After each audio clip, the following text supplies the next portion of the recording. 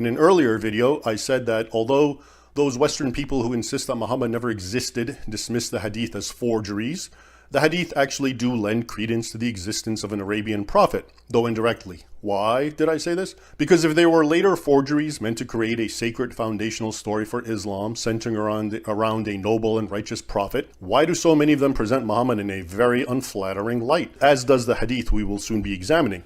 A common rebuttal to this observation, appearing in the comments section of that video, see, I do read them, went as follows. Sir, you need to understand, things that seem strange to us moderns were normal among the Arabs of the time. No, I do understand that. Really, I do. And even in that previous video, had given as an example the notorious Ridden al-Kibir hadith, whereby Muhammad told a woman to breastfeed a man. That is, to thrust her breast in a grown man's mouth as a way of making him her son. Brother, what's that? Considering the conservative, patriarchic, and hyper-tribalism of 7th century Arabia, trust me when I say that Muhammad was introducing a radical and shocking idea, even then. Which brings me to my point. How the Arabic program I recently watched validated these 2 points.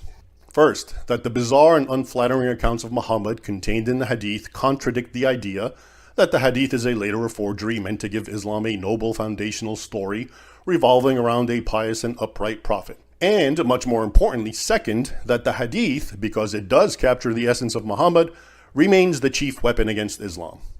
Now, the debate I watched centered around a Hadith that, though long hidden, first started reaching the general populace of the Arabic-speaking world via satellite programs, I'd say around 2015-ish or so.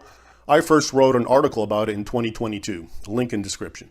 This odd hadith, which I'm about to narrate, appears in several hadith collections, including the highly esteemed Musnad of Ibn Hanbal, founder of one of Islam's 4 schools of laws, or madhahib, as well as in many other well-respected Islamic texts, all of which are being taught in Al-Azhar, and all of which I have listed, volume and page numbers in the description of this video.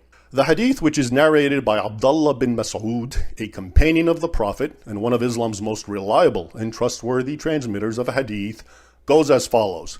Brace yourself. Abdullah begins by telling us that Muhammad called on him to accompany him on a trip into the desert. When they reached a certain place and night had fallen, Muhammad made a line in the sand, most likely a circle, and told Abdullah, quote, "Stay behind this line and do not cross it, for if you do, you will die." Muhammad then left his startled companion and walked into the desert night, about the distance of a hurled stone, says Abdullah. Before long, our narrator saw a group of men, he does not specify how many, who, quote, appeared to be Al-Zutt. He describes them as, quote, tall, lean, and naked. Other Islamic sources say these Zutt were a black-skinned people, and we'll get into that later. After describing them, Abdullah goes on, and here's the problematic part, to say, quote, they went to and began to ride the Prophet of Allah. Literally, that's what the Arabic says. These tall, black, naked men rode Muhammad. The Arabic word yarkabun, which I will presently discuss, can also be translated as mounted. And they did this all night long, says Abdullah. During which time they would also come and circle around and try to reach him, but they were prevented, apparently from the line of protection Muhammad had drawn in the sand for his companion. Abdullah concludes his narration, quote, I was extremely terrified by them, so I sat down. With the coming of dawn, they began to depart. Then the Prophet of Allah returned, slowly and in pain, from that which they did while riding him. According to another narration found in several Islamic texts, did want to point out someone made an interesting observation in the comments when I was asking whether people thought this was consensual or non-consensual. They pointed out that it seems consensual and that it's understood like anyone behind this line is off limits for the festivities. Always a possible interpretation. Including it's very clear that it was a pre-planned rendezvous, because he came and told him, "Hey, stay there. I'm going to go do something over there, and I'll be back." Mm-hmm. You know? And all the guys, just so you know, all the guys who are coming, they all understand that's the line where you get to watch. But right. By Al-Faqahi, Muhammad complained to Abdullah that, quote, they wounded me all night long.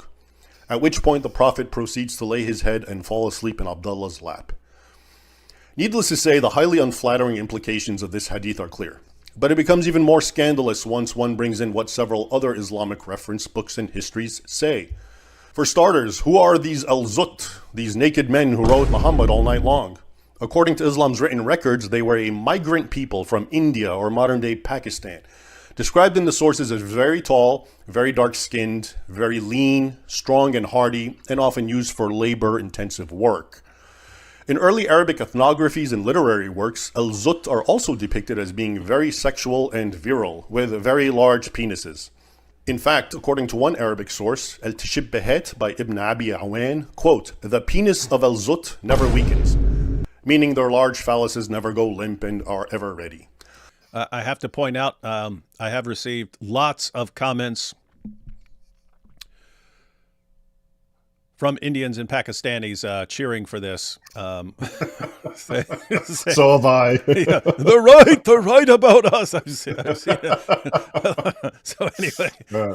I'm sorry for the crude language, but this is what the Islamic texts say, verbatim. Now let's talk about the Arabic word translated as ride, as in Al-Zutt rode the Prophet. Not only does it have the same exact meaning in English, as in to ride a horse, for example, but it carries the same slang meaning, as in copulating with a woman. In fact, several Islamic sources use it literally to mean sex. For example, while commenting on the famous Hadith, also in Musnad ibn Hanbal, where Muhammad says, quote, "Women, dogs, and donkeys cancel a man's prayer," Al-Qurtubi, one of Islam's most celebrated commentators of the Quran, elaborates by saying, quote, "A woman may be compared to a cow, horse, or camel, for all are ridden." I have to point out, you could say a woman may be compared to a horse, a cow, a camel, or Muhammad, and that all are ridden. Just wanted to. Oh yeah, now he could have added that. He could have added that. yeah. It's also interesting to note that when Al-Zutt begins circling and trying to reach our terrified narrator, Abdullah, his first instinct was to sit down. Was he trying to hide and protect that one part of his body, which these naked men were apparently trying to access? That is, his bottom, by sitting down? Again, as I think you can see, this hadith is scandalous. Not the sort of thing you'd expect people who want to fabricate an honorable prophet would make up.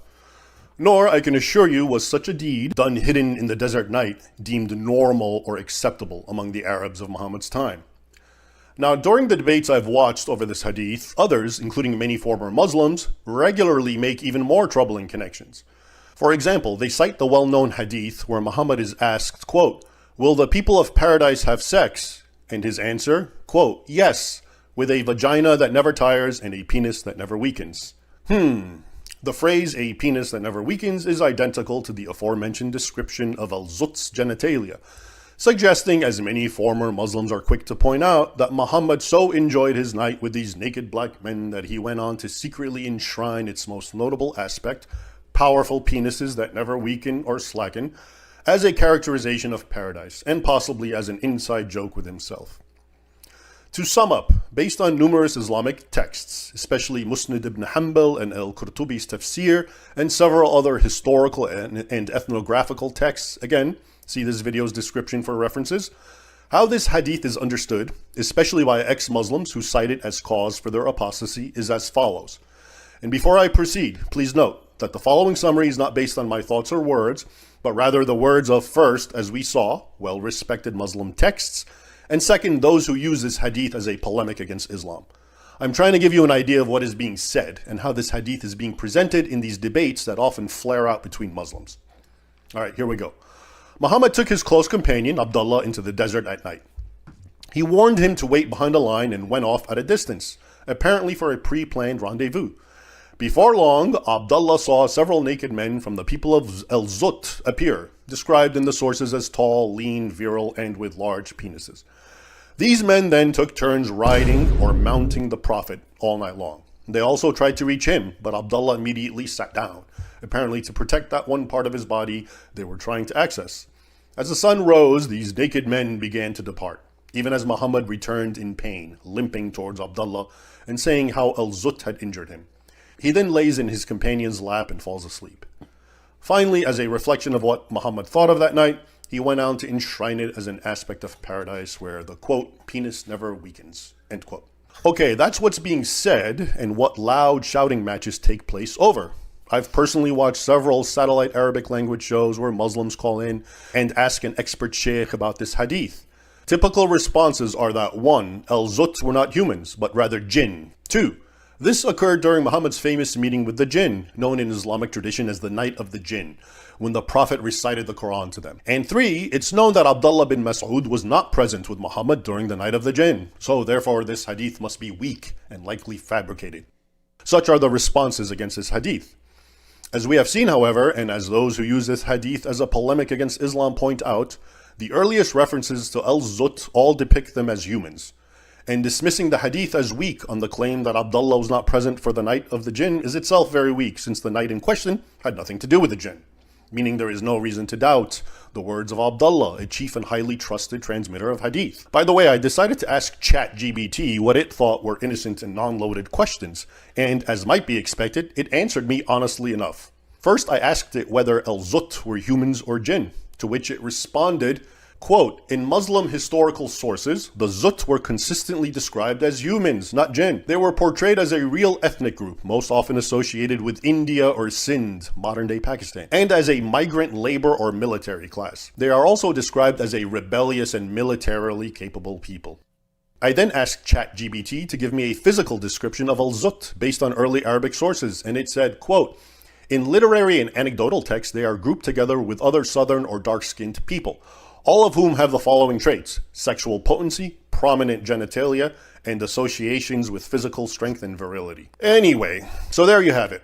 Here is a perfect example of why the hadith should not be so quickly dismissed as later forgeries meant to present an honorable prophet, and here is a perfect example of how the hadith is being used as a powerful weapon against Islam. All right, Raymond. Now, before we were talking, you were saying you had some additional follow-up thoughts on Yeah. on the issue. On the night in question. Yeah. Yeah. So I've looked at, I've already been, so like I said, this has been known amongst Muslims and especially Christian apologists of Arabic background for a long, long time. And every time it comes out, and it's funny because I look at comments and a lot of people are like, I can't find this. Well, yeah, that's what I've seen over and over. You think you're going to find it? Of course you're not going to find it because it keeps getting, suppressed and deleted. I know it's still out there and you can find it if you look in the right places, but this isn't something that they're trying to advertise or talk about. So it is hard to find online, but I did see it with my own eyes in books, and I know it's out there, and you can find it in correct Ahmed bin Hanbal's, there's PDFs in English and Arabic, which I've accessed, and I know you have too. So it's a real thing. It's there. And it's interesting just to look at all the different sort of, apologias that Muslims try to offer to kind of, sideline the issue. And what's interesting is how they contradict each other, because I've watched a lot of different Muslims, attack this particular hadith, try to correct the meaning, tell you it's not what we think it means. And they contradict each other. And so, okay, I'll give you some examples of what's being said, all right? So first of all, it's mainstream amongst Muslims that what's being described here are jinn, okay? These are jinn, these are not humans. Even though in the hadith, it says, in the Arabic it says, and that's how I translated it, ka al-Zutt. In other words, people who appeared to be al-Zutt. He doesn't say they were al-Zutt, but they it seems like they're the al-Zutt. All right, so now who are Al-Zutt? And when you look into the ethnographic and literary evidence from that time, the Zutt, and apparently you can even trace etymologically, the name goes back to peoples in India or in modern-day Pakistan who are, I think today they're called the Jat. Jat, yeah. I've gotten tons of those comments from people saying, hey, these are the Jat. Or some people are saying, yep, these are the Jat. And yet that's and then other people saying, hey, that's my group. Yes, we are like that. Yeah, I know. They're very proud of it. Okay. They're proud of that.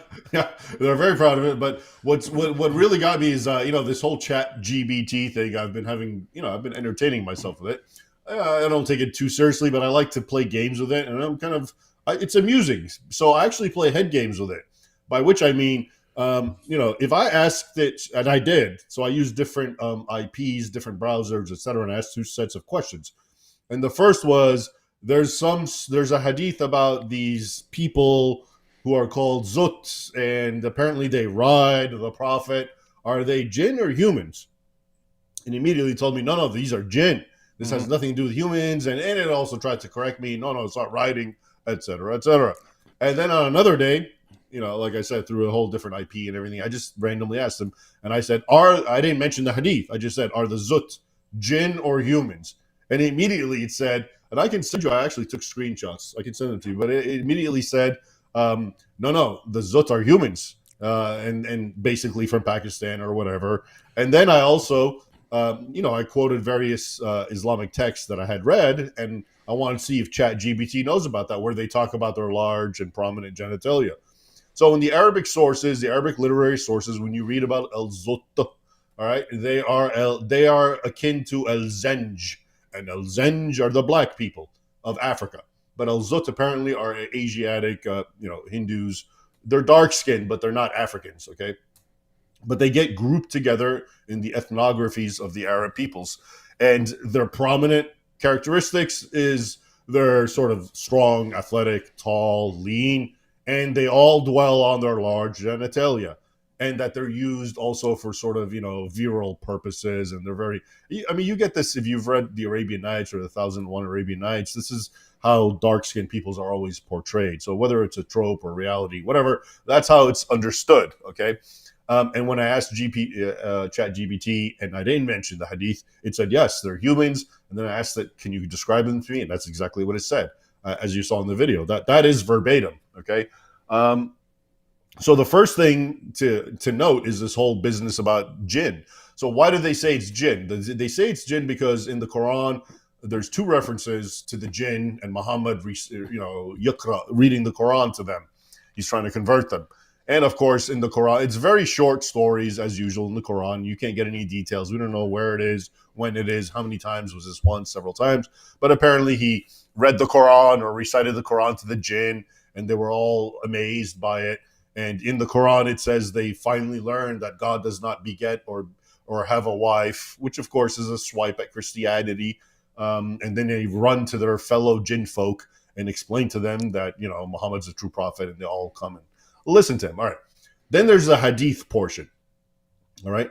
And there are hadith where they talk about jinn meeting with Muhammad.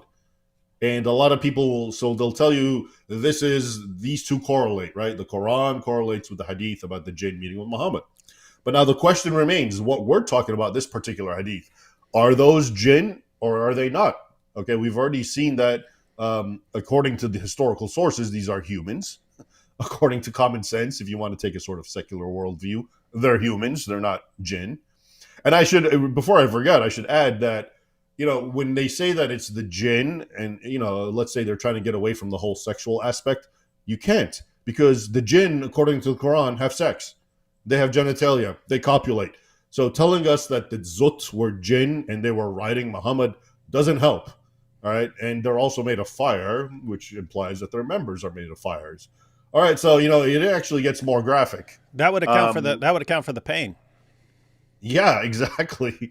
All right, it would account for the pain, and I told you there's a sort of double meaning here. The word, which we can talk about a little bit, yarkabun, which is in Arabic. When people tell you that doesn't mean ride, no, yarkabun. Anyone who tells you it doesn't mean ride is a liar. It means, I have the dictionary right here. I can pull it up in front of you. I have two dictionaries. And it's a whole page. Dictionaries give you the main meaning. Then they go into subtle meanings. About half a page, it's all ride, mount, hop on. Okay, that's what yarkabun means. But now the new apologetic is, no, it doesn't mean that. It meant they were crowding around him because they were so eager to hear the recitation of the Quran. All right, but no. But the other meaning that I didn't mention in the video of yarkabun, Arabic, it means to possess. Okay, so if these were jinn, or supernatural beings, till this very day, if I'm speaking Arabic and I want to tell you that a spirit or a demon or a jinn possessed so-and-so, I say rakabu, same verb, like to ride him, to get on top of him, to dominate him, all right? So they can't get away from that problem, but they're trying to, so now they bring all right, so now let's go to this particular hadith. I've already told you the Quran says there's jinn, and then there are hadith which try to associate it with that particular Quranic rendition. And no one really even knows if they're talking about the same thing because, like I said, the Quran's very amorphous. But this particular thing, what they're trying to do is tell you, okay, even though it says Al-Zutt, it doesn't really mean the people. It's saying they kind of looked like them. So these were dark-skinned genies, right? Okay, apparently. And then they try to tell you, no, because they were so eager to hear, like I said, Muhammad, they were so crowding him. But there is nowhere, I just looked through 2 pages of the translation of the word yarkab, and nowhere does it appear as crowding or being around someone. It literally means to mount, to ride. The first few sentences of the word yarkabun, it says to ride a horse, to ride an animal, okay, to ride. And then later on, there's the sexual connotation, as I mentioned. All right. So the first thing that Muslims have to explain is, what is this talking about? Okay, ride, yarkabun does not necessarily have to be sex. I agree. It means like riding a horse. So what, these guys came and all night rode Muhammad like a horse? They were playing around all night? And is that what hurt him? Because as you know, the hadith ends up with him limping and being in extreme pain. And the Arabic, the English translations don't do it justice, but the Arabic says that he was in pain from mimma rakabu, which doesn't mean from riding him. It means from that which they did riding him. All right. So it's even more explicit. So these are the issues that Muslims have to deal with. And like I said, they've kind of wavered, one by insisting, no, you're getting it wrong. These are jinn and they're not riding him. They're just listening to him. And then there's another kind of apologia, which basically says, all right, there is the night of the jinn. And we know that Abdullah bin Mas'ud, the narrator of the hadith in question, was not present at the night of the jinn. So therefore, it's a weak and completely worthless hadith. All right. So even in their own arguments, they're contradicting one another. But Abdullah bin Mas'ud is actually a chief transmitter of hadith. He's very well known, very well respected. If you look at Ahmad bin Hanbal's Musnad, where this hadith first occurs, it's considered sahih. Ibn Kathir, who you mentioned earlier, when he talks about this hadith, he literally says this hadith is very strange, but he does not say it's weak or it's fake. All right. Because he doesn't know what to make of it. So, we can use our common sense and try to, deduce what we're talking about here. You can say, and obviously, again, I like to tell you what people are saying because I don't want to take responsibility for this. Because I didn't come up with this. I've watched people talk about it. So it's not of my own, this isn't my own deduction. And, B, just to let you know what's really being said in the Muslim Arab-speaking world. And it is what I summarized, which is basically Muhammad had a rendezvous pre-planned with these well-known, large, black, athletic-looking men from India, dark skin, not black, African, who are known for prominent genitalia. And he told his friend, for whatever reason, hey, you stay here. And then he went off, and they rode him literally all night because Abdullah Mas'ud, people ask me, where does it say all night? Well, he says we went out into the desert, night came, and then this goes on till daybreak, until the dawn of the sun. All right. So, and then that's when Muhammad comes back. Or if you want to go with this jinn theory, it really doesn't make it much better because the jinn are actually, they can have sex, including with humans. All right. And the word yarkab, which means ride, also means to possess. So this doesn't really help matters if you say it is the jinn, which is what they try to say. And this is why I think in the end, a lot of them are just trying to say, no, it is a jinn, and Abdullah Mas'ud was not present at the night of the jinn because in the hadith, Abdullah says, I wish I was there. All right. And so therefore, it's a completely fabricated hadith. Whereas a lot of other Muslims say, no, it is real, and we try to keep it with the jinn thing.